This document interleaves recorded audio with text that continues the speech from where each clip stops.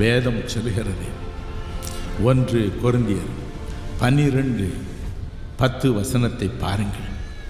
தேவன் தமது ஜனங்களுக்கு, உங்களையும் என்னை போன்ற ஏழை மக்களுக்கு தம்முடைய ஆவியின் வரங்களை கொடுக்கிறார். அதில் ஒரு வரம் ஆவிகளை பகுத்தறியும் வரம். ஆவிகளை பகுத்தறியும் வரம். பலவித ஆவிகள் பூமியில் உண்டு. 1 பரிசுத்த ஆவியானவர், யோவான் 14:16-17. அடுத்தது அசுத்த ஆவிகள், மார்க் 1:39. இயேசு தேவாலயங்கள் தோறும் வேத வசனத்தை பிரசங்கித்து ஆவிகளை, அசுத்தாவிகளை துரத்தி கொண்டிருந்தார். 3வது அந்தி கிறிஸ்துவின் ஆவி.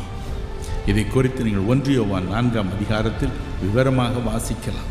மாம்சத்தில் வெளிப்பட்ட தேவகுமாரனை விசுவாசிக்காத, அறிக்கையிடாத ஆவிதான் அந்தி கிறிஸ்துவின் ஆவி. இப்படி பல ஆவிகள்.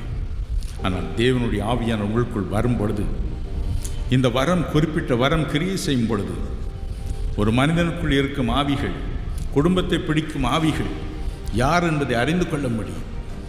அவைகள் உங்களை கண்டு நடுங்கும். நீங்கள் அவைகளை கண்டு நடுங்குவதில்லை, அவைகள் உங்களை கண்டு நடுங்கும். ஐயோ, இந்த பெண்ணா, இவளுக்குள் இந்த வரம் இருக்குது, என்னை கண்டுபிடித்து விடுவாள் என்று சொல்லி ஓடி மறையும். நீங்கள் கூச்சல் இடாமலே அவைகள் ஓடி மறையும்.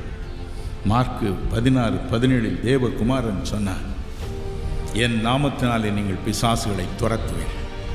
இனி அவன் உங்களை துரத்துவதல்ல, அவன் உங்களை ஒடுக்குவதல்ல, நீங்கள் அவனை ஒடுக்குவீர்கள். என் பெயரை சொல்லுங்கள், ஓட்டமாய் ஓடி மறைவான் என்று சொன்னார். எத்தனை ஆச்சரியம்! என் அன்பிற்குரியவர்களே, இயேசு யார்? இயேசு யார்? மாம்சத்தில் வெளிப்பட்ட அன்பு நிறைந்த ஒப்பற்ற ஒரே தேவன். அவர் இறங்கி வந்தார் தன்னை வெளிப்படுத்த. இயேசுவை காணும் பொழுது காணக்கூடாத இறைவனை காண்கிறோம். ஓய், இப்படித்தான் அவர் இருப்பாரா என்று அறிந்து கொள்கிறோம். யோவான் 14:9 அப்படி சொல்கிறது. யோவான் 12:45 அப்படி சொல்கிறது. யோவான் 10:30 அப்படி சொல்கிறது. அவரை காணும் பொழுது காணக்கூடாத இறைவனை காண்கிறோம். அவருடைய குணத்தை நாம் காண்கிறோம். உள்ளம் பரவசம் அடைகிறது.